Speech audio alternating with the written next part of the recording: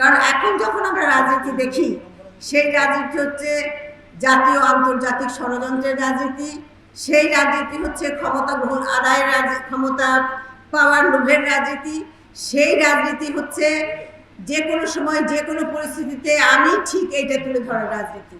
আজকে যদি আপনারা আজকের পরিবেশে আমি এই কথাটা বলতে বাধ্য হচ্ছি যে বিশাল যে জুলাই অভ্যুত্থানের অহংকার আমরা করছি, যে জুলাই অভ্যুত্থানে আমাদের এদেশের মানুষ রক্ত দিয়েছে, জীবন দিয়েছে, আত্মাহুতি দিয়েছে, পঙ্গুত্ব বরণ করেছে এবং তারা অনেক আশা করেছিল এবং আমরা অনেক বন্দোবস্তের কথা, অনেক নয় বন্দোবস্তের কথা শুনেছিলাম।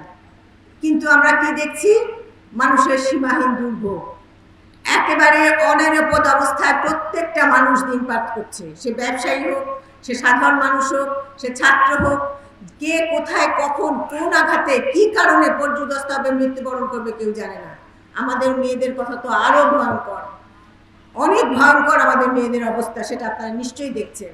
কাজে এই যে জনগণকে সাথে নিয়ে আন্দোলন করলাম, জনগণকে বাদ দিয়ে নিজেদের ক্ষমতা দখলের জন্য আজকে আমরা পরস্পর নানা ষড়যন্ত্র করে চলেছি। এই ষড়যন্ত্রের রাজনীতি মন্টু ভাই বিশ্বাস করতেন না।